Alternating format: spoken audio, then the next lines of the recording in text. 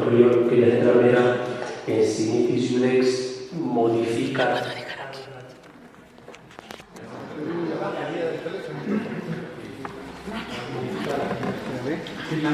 tan radicalmente como para más que nada para que no le pase el cardenal.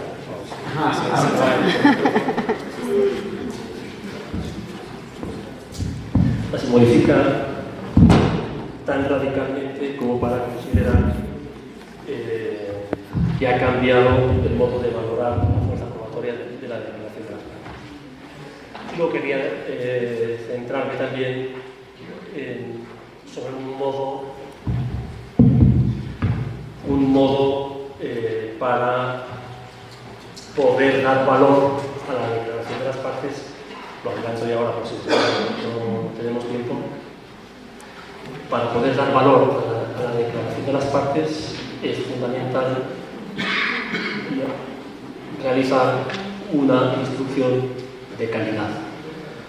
Pensaba de tendré, si luego alcanza el tiempo, algunos criterios que ofrece el Código de 1572 a propósito de la valoración de la declaración de los testigos, pero que se puede aplicar también a la declaración de las partes y al modo de realizar el interrogatorio. De qué manera el juez, el instructor, recibe la declaración de las partes, como todos los demás medios de prueba, especialmente la declaración de las partes entre el testigo, en la medida en que el instructor no se contenta con respuestas genéricas, sino que intenta circunstanciar, traducir, concretar las afirmaciones de la parte que se puedan contrastar con hechos, momentos, actitudes, circunstancias que permitan dar valor a la declaración de las partes. Y luego pensaba referirme también a la relación que hay entre la fuerza probatoria de la declaración de las partes y la certeza moral, que es el modo como el grado de convicción que tiene que tener el juez para poder dictar una sentencia de nulidad del matrimonio, y que haya una certeza moral que excluya una duda razonable acerca de la validez del matrimonio. Bien, de la premisa, yo quería referirme a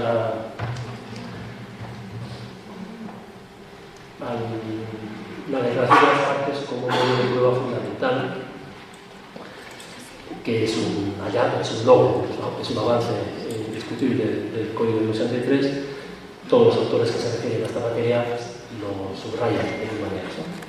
Que el legislador del 83 quiso superar una como reticencia que se encontraba en la legislación anterior, especialmente en el artículo 117 de la prohibida materia, en la que se decía que la parte, lo que decía la parte no podía ser tenido en cuenta para la nulidad del matrimonio, porque se presume, no se decía de esta manera, pero estaba como subyacente, se presume que uno miente siempre en favor propio.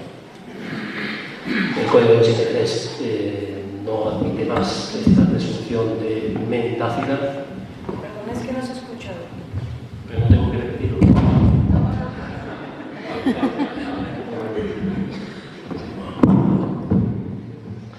No hay esta presunción de mendacidad, sino más bien una presunción de veracidad, pero a la vez evitando como dos extremos que son los dos como una manifestación del formalismo, entender que toda declaración de las partes siempre lleva el agua a su molino, que la declaración de las partes, la parte siempre miente, es un formalismo que hay que evitar, pero también hay otro formalismo que podríamos llamar ingenuo, de quien entiende que la parte no solamente dice siempre la verdad, hay que presumir que así sea, pero cabe que le sucede a las partes, le sucede a los testigos, nos sucede a todos en todas las circunstancias de nuestra vida, que fácilmente cuando evocamos un suceso de nuestra vida, y especialmente cuando ese suceso está marcado tiene una carga traumática tan fuerte como la del fracaso del matrimonio, es fácil que yo, aunque queriendo ser sincero, evoque o traiga a la memoria un hecho falseado por la carga traumática que tiene el fracaso del matrimonio, también por el deseo de obtener una sentencia afirmativa, sin que yo me dé mucha cuenta. Entonces, el formalismo de entender que la parte miente siempre y el formalismo que sería aceptar acríticamente lo que afirma la parte en una causa en la que la persona es movida por motivos de conciencia, porque ya resolvió todas las cuestiones patrimoniales ante la instancia civil, y quien acude al proceso canónico por motivos de conciencia para poder acceder a los sacramentos, por ejemplo, hay que presumir que dice siempre la verdad y hay que presumirlo, pero sin aceptarlo acríticamente, ¿no?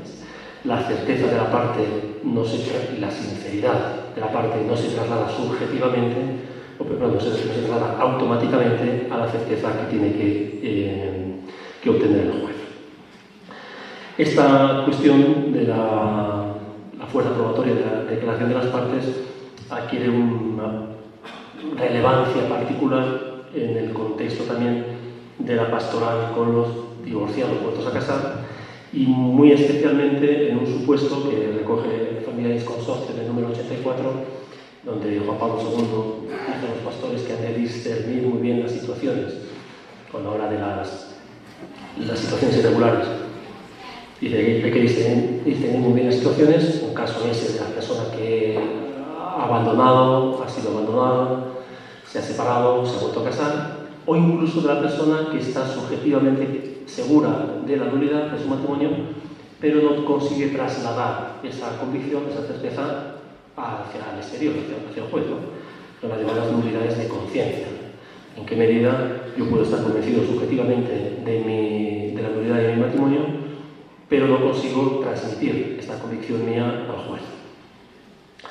Este supuesto de la llamada nulidad de conciencia, que recoge Familiaris Consortio del número 84, que luego ha sido también recogido en una famosa carta de la Congregación de la Doctrina de la Fe del año 94, siempre a propósito de los divorciados vueltos a casa, el que decía la congregación: este problema hoy ya no se plantea tanto, ya no tiene tanta virulencia este problema, precisamente porque el Código admite la fuerza probatoria de la declaración de las partes. En este contexto, ¿no?, tratar de resolver las situaciones irregulares, lo apuntaba en la conferencia anterior, ahora solamente lo evoco, puede llevar a un desenfoque de la naturaleza del proceso. O sea, entender que el proceso sirve para resolver situaciones matrimoniales irregulares. Y es verdad que sirve para resolverlas, pero sirve para resolverlas indirectamente, ¿no? El objeto del proceso no es directamente resolver la situación matrimonial irregular. El objeto del proceso es tratar de descubrir cuál es la verdad sobre la condición personal de la persona, de los cónyuges, y secundariamente resolver la situación matrimonial. Esto me parece evidente, me parece a mí que es muy bueno recordarlo en aquellos procesos en los que a todos nos pasa. Me pasaba cuando comencé a dar clases, cuando comencé a ser juez. Estuve dando clases unos años, luego comencé a ser juez.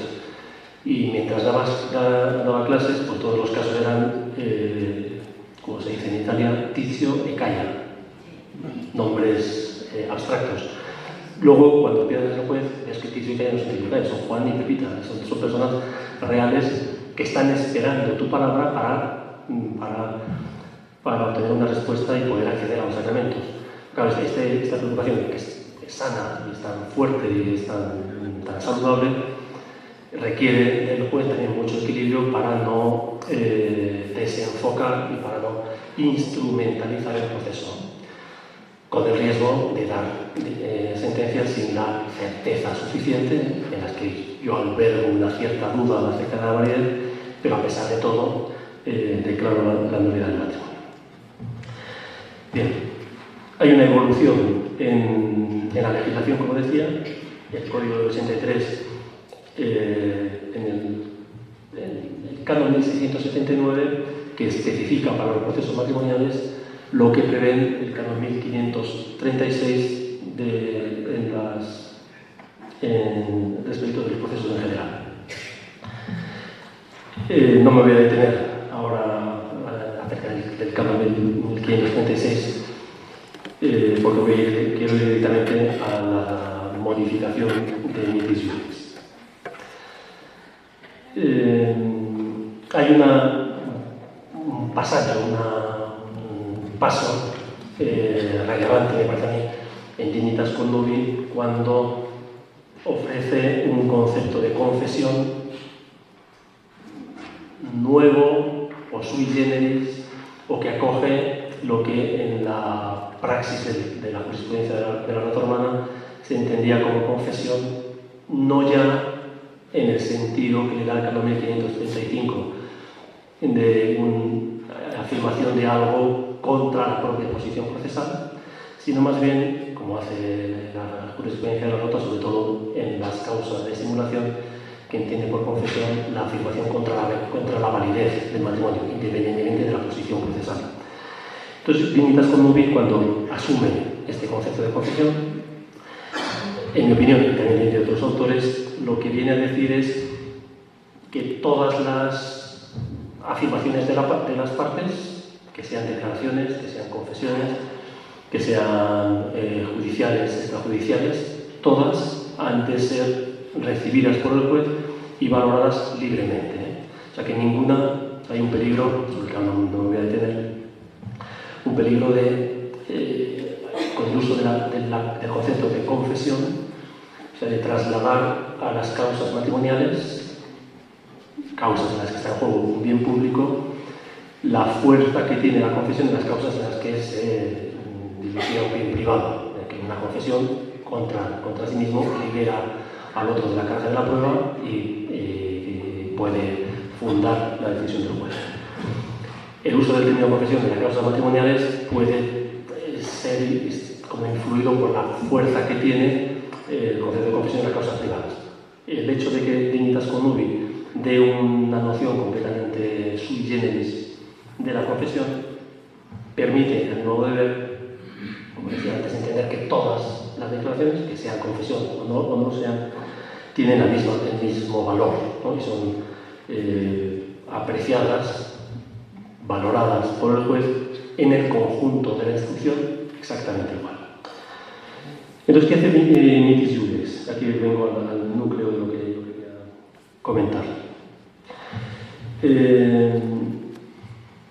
Voy a leer el texto todos conocen la novedad de Mitis Iuris al respecto, pero voy a leer las dos formulaciones, la de la redacción del 83 con la modificación o añadido o matización de Dignitas Connubii y la de Mitis Iuris. En la redacción del 83 y de Dignitas Connubii se decía: a la confesión judicial y las declaraciones de las partes que no sean confesiones no se les puede atribuir fuerza de prueba plena a no ser que concurran otros elementos probatorios que las corroboren totalmente. Y añade, a no ser que las pruebas sean plenas por otro concepto, para valorar las declaraciones de las partes, de acuerdo con el 1536, el juez ha de requerir, si es posible, testigos que declaren acerca de la credibilidad de las partes y usará también otros indicios y admínimos. Es decir, no se puede atribuir, o sea, el punto de partida es negativo, no se puede atribuir fuerza de prueba plena. Prueba plena y certeza moral son dos conceptos equivalentes, ¿no? Se adquiere la certeza moral una vez que la prueba se considera plena. No se puede atribuir fuerza de prueba plena a no ser que sean confirmadas, concurran otros elementos que las corroboren totalmente. Mitis Iuris formula el valor probatorio de la declaración de las partes en un sentido más positivo y pareciera que opuesto. Cuando digo pareciera, ya doy a entender que a mí me parece que no está opuesto. Dice, la confesión judicial y las declaraciones de las partes, sostenidas por eventuales testigos sobre la credibilidad de las mismas, pueden tener valor de prueba plena que debe valorar el juez considerando todos los indicios y adminículos si no hay otros elementos que las refuten. No pueden tener fuerza de prueba plena a no ser que haya otros elementos que las corroboren, pueden tener fuerza de prueba plena a no ser que haya elementos que las refuten o que las contradigan. Para bastantes autores, sobre todo los que escribieron inmediatamente después de la promulgación de Mitis Judex, este texto, en 1678, en su primer párrafo, constituía un giro copernicano, un planteamiento completamente radical, o radicalmente diferente, ¿no? Como si el mismo favor matrimonio hubiera cambiado de significado, no se presume más la validez del matrimonio, sino que se podría presumir la nulidad del matrimonio cuya nulidad invoca una de las partes. El subsidio no añade mucho. Otros de los primeros autores, como digo, se mostraron muy perplejos o subrayando este cambio radical de planteamiento. Hay una autora en realidad, se llama Geraldina Boni, es una profesora de Bolonia, que ha escrito unos artículos bastante largos y bastante críticos sobre Mitis Judex, a veces excesivamente críticos, pero ella se inclina por defender que Mitis Judex cambia radicalmente el planteamiento, ¿no? Y que deja abierta la puerta a lo que ella entiende que sería un abuso, que es la autocertificación de la nulidad. Ciertamente, si así fuera, sería un abuso. Entonces, bueno, ¿necesariamente es así? Es mi pregunta. ¿Necesariamente la nueva formulación de Mitis Judex lleva a eso? ¿Lleva a que se pueda autocertificar la nulidad del matrimonio? Yo entiendo que no. Es verdad que no es lo mismo exigir elementos que confirmen a considerar si hay elementos que refutan, ¿no? El modo de acceder a la declaración de las partes y de confrontarla con los otros medios de prueba, otros elementos, es diferente, ¿no? Y es verdad que existe el riesgo de connivencia, de colusión, pero existe ahora como existía antes. No es que Mitis Judex modifique o que añada un riesgo de connivencia mayor, ¿no?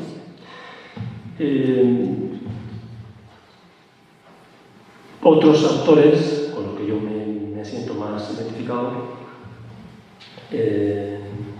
como Toxero, Luis de Chacón, Moneta, Arroba, Llobet, con una lectura un poco más equilibrada, a mi modo de ver, más prudente, entienden que aunque la formulación es diferente y el modo de tomar en consideración el medio de prueba y ponerlo en relación con los otros medios es distinto, al modo de ver, sinceramente, cambia poco. Cambia poco con una condición. Cambia poco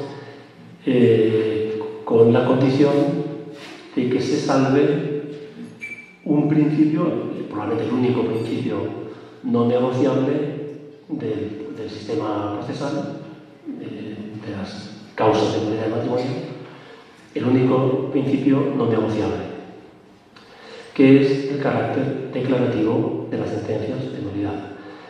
Que se llegue a la certeza por un itinerario o por otro, si realmente, claro, esta es la cuestión, o sea, si realmente la decisión es declarativa,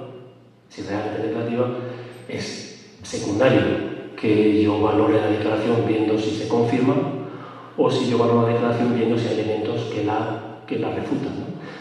Requiere un ejercicio de prudencia por parte del juez, que esta en realidad sería mi conclusión de lo que yo les quería transmitir, ¿no? Es una llamada a la prudencia, toda la reforma, en distintos ámbitos, pero especialmente lo que hace relación a esto. Muchas gracias.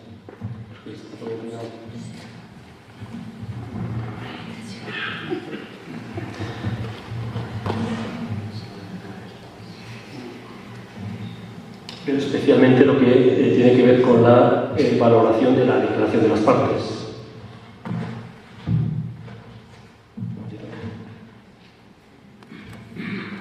Así veo cuántos se han dormido, los menos los que se han afectado. O sea, si el juez, al confrontar la declaración de las partes, si las considera, mejor, si se contenta con la afirmación de la parte y no se siente movido, porque es responsabilidad del juez no contentarse con un solo medio de prueba. Es evidente, este es como el razonamiento que hace Llobet, que me parece muy razonable, y que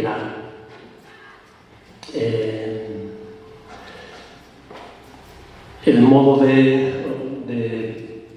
conocer y valorar, de poner en relación las declaraciones de las partes con los otros medios, obedece en los dos casos, en la redacción del 83 y en la de Limitis Judex, obedece al mismo principio, que es el de la valoración de la prueba en el conjunto de material instructorio.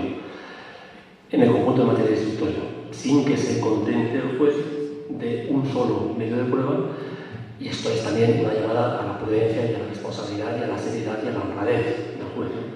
Si honradamente lo que me contento solamente con lo que dice una parte, o si la responsabilidad me lleva a buscar otros testigos o otros elementos, la pericia o unos documentos con los que yo pueda confrontar la declaración de la parte. La nueva perspectiva, la nueva redacción, poniendo en positivo el valor de la declaración de las partes, a mi modo de ver es saludable. Es saludable.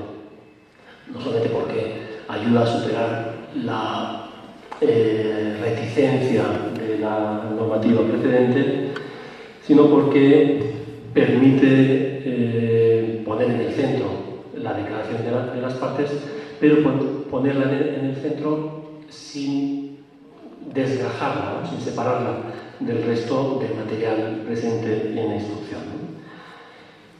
El juez alcanza la certeza moral valorando la declaración de las partes junto con los demás medios de prueba, que siempre hay.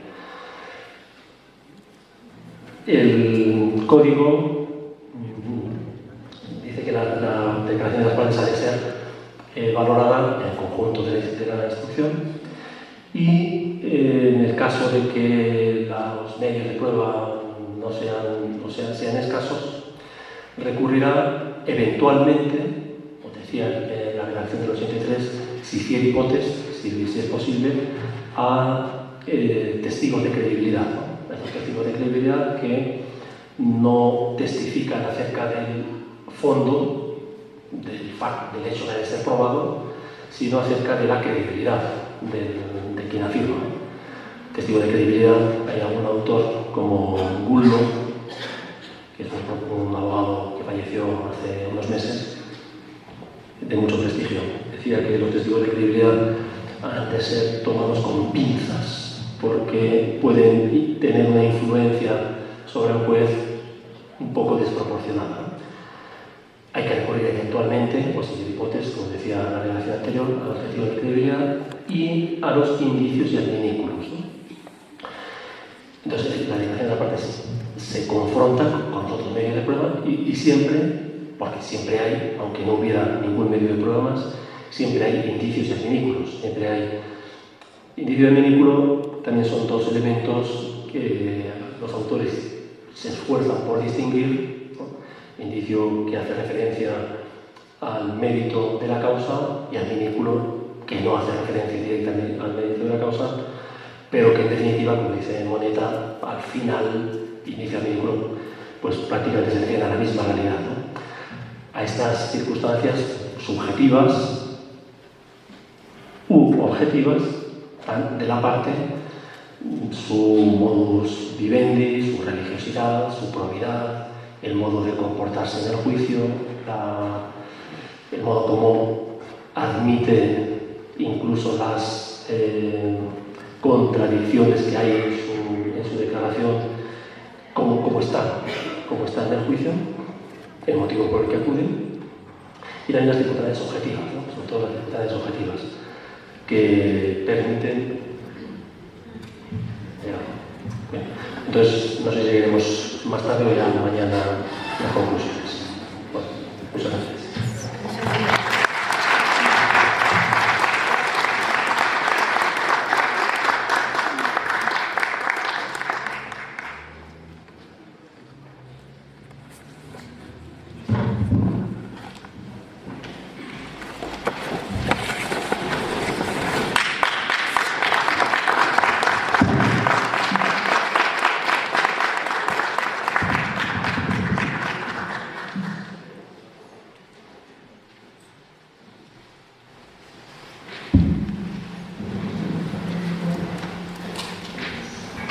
Muy buenas tardes a todos.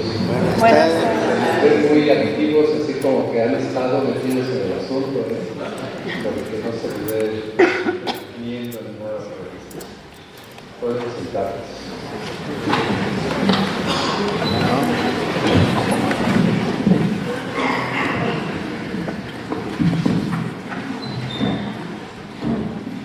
Pues he querido interrumpirlos para decirles que estoy muy contento de que esté aquí en la sede de la Curia Arquidiocesana, donde estén trabajando, donde estén teniendo este taller. Y especialmente quiero alentarlos, motivarlos sobre la importancia de este compartir juntos, de poner la experiencia de quienes son maestros allá en la universidad, junto con todos ustedes que seguramente también han pasado por aulas para hacer el estudio del derecho canónico y en particular el derecho penal. Es prácticamente reconocida la jurisprudencia como un aspecto mucho más importante que lo académico y tiene su razón de ser. Y eso es lo que quisiera dejarles como, pues que se acuerden de este momento. Ya nomás pasó a saludarnos. Yo creo que la experiencia del apóstol Pablo es relevante en este sentido. Se puede ser demasiado apegado a la ley, pensando que así agradamos a Dios, y hacerla cumplir a como de lugar. Y hasta que el apóstol comprendió que la ley es para servicio del hombre, lo cual también dice Jesús en los evangelios, y no el hombre al servicio de la ley, es entonces cuando el apóstol descubre cómo agradar a Dios, cómo hacer de su vida un verdadero servidor. Ustedes tienen en sus manos el conocimiento jurídico de las leyes de la Iglesia, pero también tienen en sus manos las experiencias. A veces les toca ver lo más triste de las situaciones humanas y desde esos contextos de esas situaciones entender qué procede, sin perder de vista nunca a la persona. Esa es la jurisprudencia, que ser fieles a la ley, pero en servicio del hombre, en servicio de la persona. No es fácil. Se dice fácil, pero es de lo más difícil. Y entender lo que hay dentro del mismo ser humano. Les toca de esta manera adentrarse en la experiencia tan distinta de todos aquellos que acuden al tribunal. Por eso el compartir lo que están haciendo ustedes aquí los enriquece mucho. El saber, ¿y tú cómo le hiciste en esto? A ver, ¿y cómo le podríamos hacer en este otro caso? ¿Cuál es tu experiencia? ¿Qué hubieras hecho en el caso que me tocó a mí? A lo mejor a veces nos equivocamos, pero siempre se ha dicho que de las equivocaciones es donde viene más la fuente del crecimiento y desarrollo. Así que, de modo, nos tenemos que equivocar más de una vez. pero no siempre. Y el ponerlo en común es lo que nos permite más fácilmente crecer en esta capacidad de centrarnos en la persona sin ser infieles a la norma. Gran tarea es esta que les toca a ustedes, en servicio de nosotros, pobres servidores obispos, que no nos da el tiempo para tener todos esos conocimientos de los contextos de la persona, y por eso se hace indispensable en nuestros vicarios judiciales y en todo su equipo que lo apoya. Muchísimas gracias por el trabajo que hacen de iglesia. Sé que han venido de Bogotá, me alegra mucho porque yo estuve 15 años yendo y viniendo a Bogotá y conozco la ciudad de Bogotá y un poco de su vida eclesial con el cardenal Rubiano y ahora con el cardenal Rubén Salazar, grandes amigos. Y luego de Centroamérica creo que casi están todos. Guatemala, gracias por venir, compartir. El Salvador, un dicho está ahí. Un saludo también para los obispos del Salvador, igual para los de Guatemala, que he estado con ellos en conferencia en algunas ocasiones. Y también están los de Nicaragua. Estamos pidiendo mucho por ustedes, por cierto. Me encontré con el cardenal Brenes en la Jornada Mundial de la Juventud y con otros obispos. Pedimos tanto por Nicaragua como por Venezuela.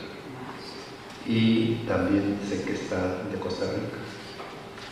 Decíamos que Costa Rica es el país más democrático de América Latina cuando yo era más joven. Ahora están pasando algunas dificultades, no tan graves como en los otros países, pero también es importante la labor de iglesia. También con nosotros los profesores de la universidad, a quien agradezco su disponibilidad y sobre todo su experiencia que la ponen en común con ustedes, y a todas las diócesis presentes, que son 37 o algo así, que están aquí presentes de nuestro país. Bienvenidos, aprovechen, y me alegra mucho este encuentro, es esperanzador y ojalá que así también ustedes lo vivan. Muchas gracias.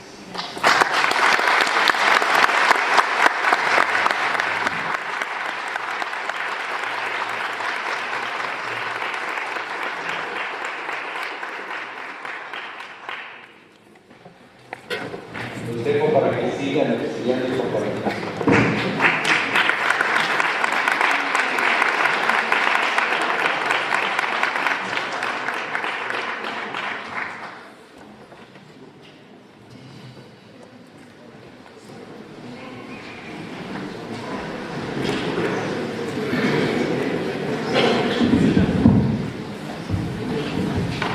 Disculpen la interrupción, continuamos con el doctor.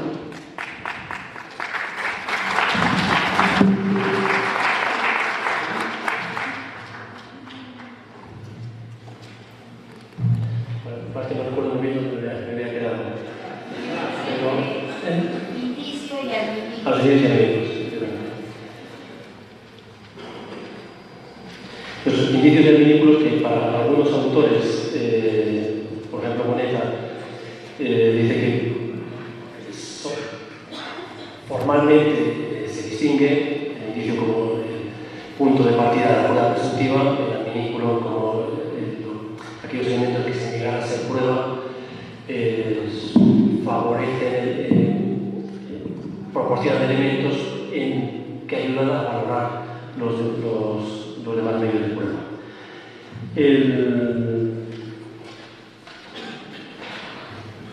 Los indicios y adminículos decían que aunque no, en el caso extremo de que no hubiera ningún medio de prueba más que la declaración de la parte, lo cual ya sería muy extraño, en la causa en la que solamente se pudiera contar con la declaración de la parte y ningún otro, ni testimonio, ni pericia, ni documento, aún en ese caso sí tendría indicios y adminículos, sobre todo si hay circunstancias de estas a las que me he referido, que tienen que ver con circunstancias subjetivas o objetivas y que permiten al juez que enfrenta sin prejuicios lo que afirman las partes, le permite ver, como dice la redacción de 678, si hay elementos que refutan lo que afirma la parte. O sea, si le hacen, si provocan en su ánimo una duda razonable acerca de lo que afirma la parte, que es el modo como también las reglas procedurales, en el artículo 12, si no recuerdo mal, asumen el concepto de certeza moral que se encontraba implícito en el canon 1608, que luego explicitó Dignitas Connubii, y que lleva a concluir que la certeza con la cual el juez puede dictar sentencia afirmativa de nulidad del matrimonio es aquella que se aleja tanto de la certeza absoluta, que no admite posibilidad de error, pero que tampoco se contenta con una mera probabilidad o cuasi certeza, que sería aquella en la que el juez tiene una duda razonable acerca de la validez. Y dicho en positivo, la certeza requerida es aquella en la que el juez no tiene una duda razonable acerca de la validez y que tendrá que tener en cuenta a la hora de confrontar la declaración de las partes con los indicios y artículos que siempre se encuentran en la causa, aunque fueran solo las circunstancias a las que he hecho referencia. Hay una expresión que suele usar la jurisprudencia con distintas formulaciones, pero que la sustancia es siempre la misma al hablar del modo como hay que recibir y creer lo que afirman las partes. Hay que creer lo que dicen las partes, pero hay que creer lo que dicen las partes, sobre todo lo que dicen no tanto con las palabras cuanto con la vida. La expresión que se usa en la jurisprudencia es que los hechos son más elocuentes que las palabras. Facta eloquentia sunt verbis. Yo creo a la persona, pero le creo por lo que afirma, pero creo sobre todo por cómo vive. Una persona que afirmara haber estudiado, el ejemplo clásico que admite también sus matices, que afirmara haber estudiado y disolviera el matrimonio y que su matrimonio hubiera durado muchos años y él hubiera mostrado en distintos momentos el deseo de salvar el matrimonio, lo que afirma con su vida, con las obras, son mucho más elocuentes, y en lo que hay que creerlo, son mucho más elocuentes que las palabras.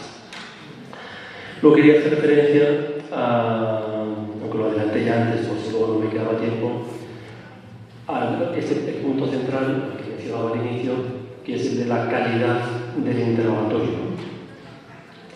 La calidad del interrogatorio, que es la garantía de que la declaración de las partes puede ser tomada en cuenta, puede tener valor, que no se reduce a 4 afirmaciones, sino que quien recibe la declaración trata de concretar, circunstanciar el modo como la actitud activa, el modo de redactar el cuestionario, de adaptarlo a la causa y sin usar un cuestionario estándar, el modo de interpelar las preguntas que surgen a lo largo del diálogo del interrogatorio. Si hay una respuesta que contradice lo que afirmó la otra parte o lo que afirmó un testigo, el instructor, porque tiene una actitud activa y porque quiere que ese trabajo, ese interrogatorio, esa declaración sirva, pues le introducirá una demanda que trate de aclarar o que en alguna ocasión le puede llevar a volver a llamar a la parte, o sea, cuestionar una declaración. No es una falta de confianza, es una manifestación de que lo en serio. Si usted afirma una cosa, la otra parte afirma lo contrario, yo puedo quedarme con la contradicción y valorar cuál de las dos versiones es más creíble. Puedo volver a llamar a la parte que me parece que no fue suficientemente claro. Podría intentar un careo, pero eso no suele, aunque esté previsto, no suele ser muy eficaz. Pero en cualquier caso, el modo de interactuar, ¿no? del instructor con la parte. De modo de realizar las preguntas, ¿no? El código y las conmovi a propósito de la declaración tanto de los testigos como de las partes señala como unos límites, ¿no? Es el caso del artículo 169 que dice cómo se han de realizar las preguntas, ¿no? Han de ser breves, acomodadas a la capacidad del interrogado, que no abarquen varias cuestiones a la vez, no capciosas o falaces, o que sugieran una respuesta que a nadie ofendan y que sean pertinentes a la causa. Breves, acomodadas a la capacidad del interrogado, que no abarquen varias cuestiones a la vez, que no sean capciosas o falaces, que no sugieran la respuesta. También este es un modo,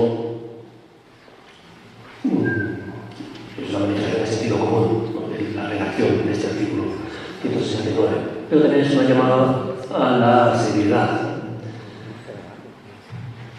Luego, al recibir el material instructorio, eso puede ser en apelación, ¿no? Entonces, cuando recibimos iba a decir que era, porque ahora hay prácticamente en el tribunal de apelación de la diócesis de Roma hay muy pocas causas. Luego, cuando llegan las causas y uno se encuentra en interrogatorios en los que casi todos los testigos dicen lo mismo con las mismas palabras, entonces eso puede ser que cuando se verbalizó, el notario verbaliza lo que le dice el juez, ¿no?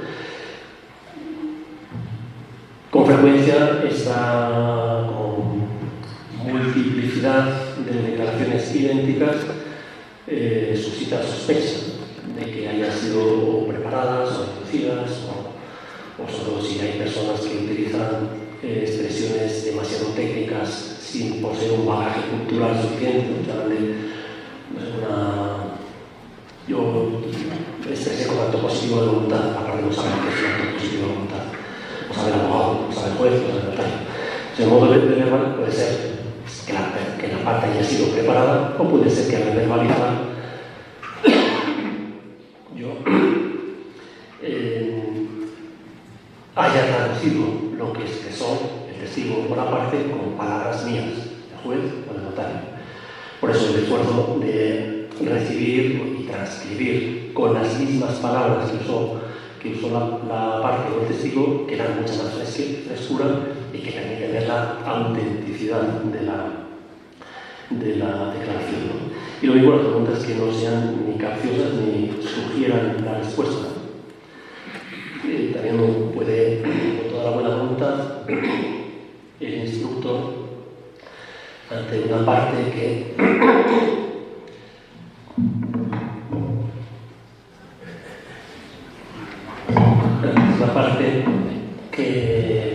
no sabe expresarse con mucha propiedad, y el instructor, para ayudarle, le dice: bueno, lo que usted quiere decir es que excluyó los hijos. Y quizás quería decirlo, pero quizá no. Quizá es con toda la buena voluntad del instructor que no solamente le sugiere preguntas capciosas, falaces, o que sugiere la respuesta, o que carecen, ¿no?, de una correspondencia con la...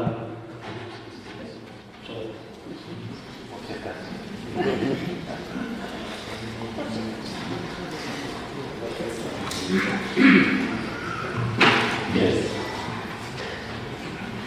O sea, el modo de verbalizar. Y luego el valor de la declaración de la parte lo adelanté ya antes, al comienzo de la intervención, aplicando estos criterios de psicología judicial y de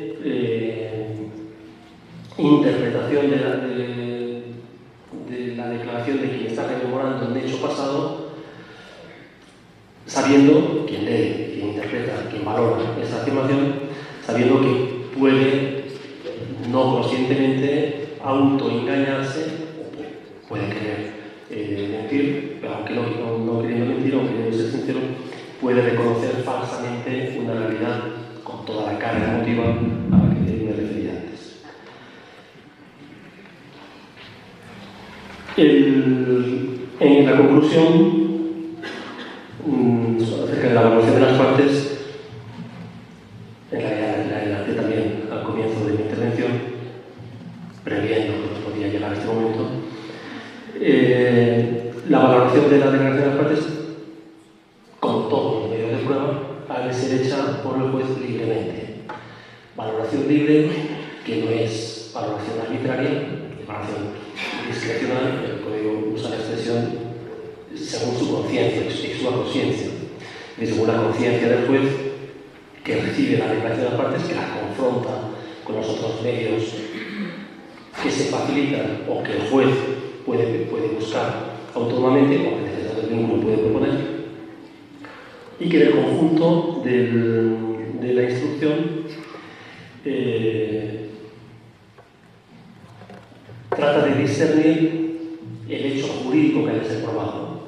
La parte, lo que puede afirmar es que yo excluí la posibilidad de tener hijos. Lo que está afirmando aparte es el medio de prueba que se encierra en estas declaraciones, que la parte afirma que ha excluido el hecho de la exclusión, el hecho jurídico relevante al que llega el juez después de poner en relación los distintos hechos que se deducen de las afirmaciones de las partes, de los testigos o de los otros medios de prueba, y que le confieren al juez una visión de conjunto que tiene como única lectura, es la expresión que usaba Biológico cuando hablaba de la certeza moral, que hablaba de certeza indiciaria. El único modo honrado de leer este escenario es que aquí la parte ha excluido el bien de los hijos. El hecho probado es una conclusión a la que llega el juez según su conciencia, no de manera caprichosa, ni arbitraria, ni superficial, ni llevado de un buen deseo o de una intuición, sino confrontado, ¿no? Libre, su conciencia y exactis et probandis, que se recogen y se deducen de los hechos considerados probados. Certeza moral del juez, que, como decía al principio, requiere de una convicción particularmente fuerte, que es la que recoge el artículo 12 de las reglas procedurales, recogiendo la interpretación del magisterio, según la cual puede dictar sentencia afirmativa, declarativa de nulidad, cuando no tiene una duda razonable acerca de la nulidad del matrimonio. Y el último elemento, que es libre, sobre los hechos probados, que no albergue una duda razonable y después que pueda ser trasladada. Así que la certeza, la convicción a la que llego, tengo que poder trasladar a las partes, a la instancia superior, a la comunidad, a través de la motivación de la sentencia, que es un elemento fundamental de la certeza moral, ¿no? Que el modo de cómo he llegado yo a la conclusión, el modo como he aplicado mi razonamiento a la lectura de los hechos que tengo delante, que me permiten, con una visión de conjunto, concluir que el matrimonio fue nulo, que la nulidad invocada, la exclusión, la incapacidad, el error, el dolor, lo que fuera, se deduce de estos hechos sin una duda razonable.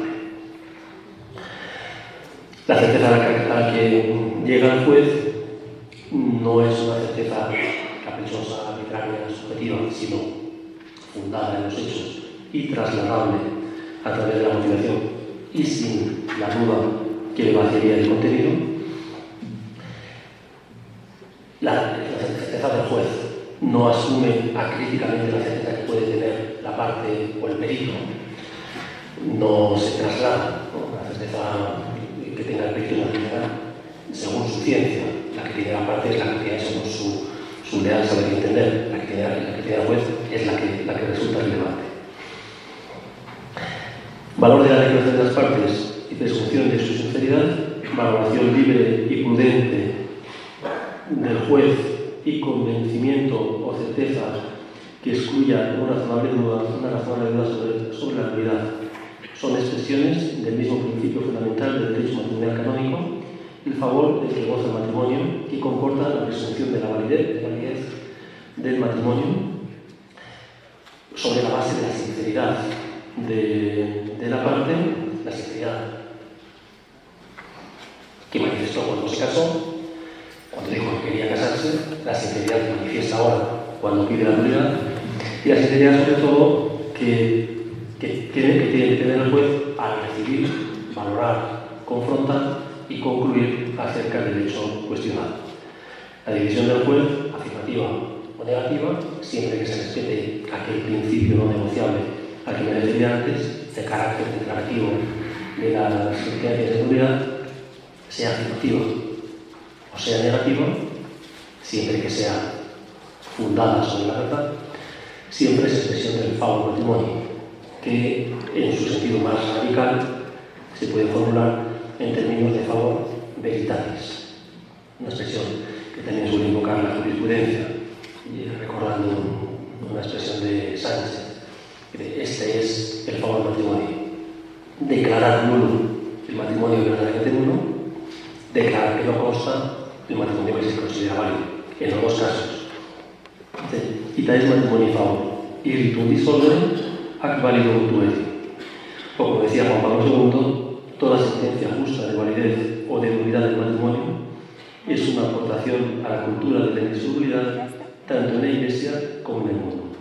Toda sentencia justa de nulidad o de validez siempre es un aporte a la cultura de la indisolubilidad tanto en la Iglesia como en el mundo. Muchas gracias.